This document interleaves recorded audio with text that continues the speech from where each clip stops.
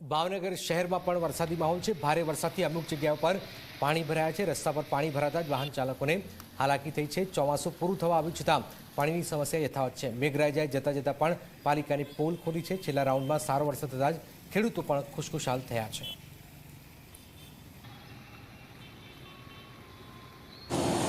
હવામાન વિભાગની આગાહીના પગલે ભાવનગર જિલ્લામાં વરસાદી માહોલ છે એ જોવા મળી રહ્યો છે। છેલ્લા 2 દિવસથી મેઘો છે એ મંડાયો છે।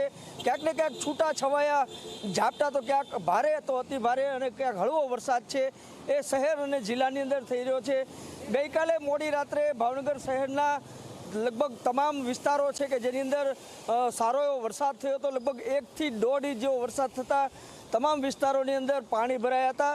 જોકે આજે વહેલી સવારથી ફરી મેઘાએ આગમન કર્યું હતું અને હળવા ઝાપટા રૂપી વરસાદ વરસવો શરૂ થયો હતો, પરંતુ ત્યારબાદ ધીમી ધારે બાદમાં ભારે વરસાદ છે એ વર્ષો તો આપ જોઈ શકો છો કે શહેરના જે પોશ વિસ્તાર છે એવા વિસ્તારોની અંદર ક્યાંક ને ક્યાંક જે પાણી છે એ ભરાયા છે, જેના કારણે તેને રાહદારીઓ છે તેને હાલાકી ભોગવવાનો વારો આવ્યો છે। જે રીતના જોઈએ તો ચોમાસાની અંદર ભાવનગર જિલ્લાની અંદર જોઈએ તેવો વરસાદ છે એ વર્ષો નથી, પરંતુ આજે ચોમાસાનું જે અંતિમ તબક્કો છે ત્યારે હવામાન વિભાગ દ્વારા જે 2 દિવસ ભારેથી અતિભારે વરસાદ થવાની જે આગાહી કરવામાં આવી હતી તેના પગલે ભાવનગર જિલ્લાની અંદર વરસાદી માહોલ છે એ જોવા મળી રહ્યો છે અને છૂટો છવાયો વરસાદ થતાં લોકોને આનંદની લાગણી પ્રસરી છે અને ખાસ કરીને લોકો છે એ નાહવા નીકળી ચૂક્યા છે। નવનીત દલવાડી, જી મીડિયા, ભાવનગર। ભાવનગર જિલ્લાભરમાં જામ્યો છે સાર્વત્રિક વરસાદ। ભાવનગર શહેર સહિત ગ્રામ્ય વિસ્તારોમાં પણ વરસાદી માહોલ છે। વલભીપુર, ઉમરાળા, સિહોરમાં ધોધમાર વરસાદ છે।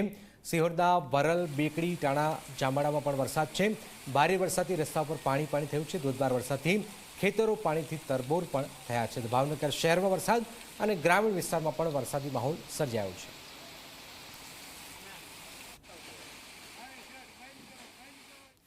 સૌરાષ્ટ્ર બાદ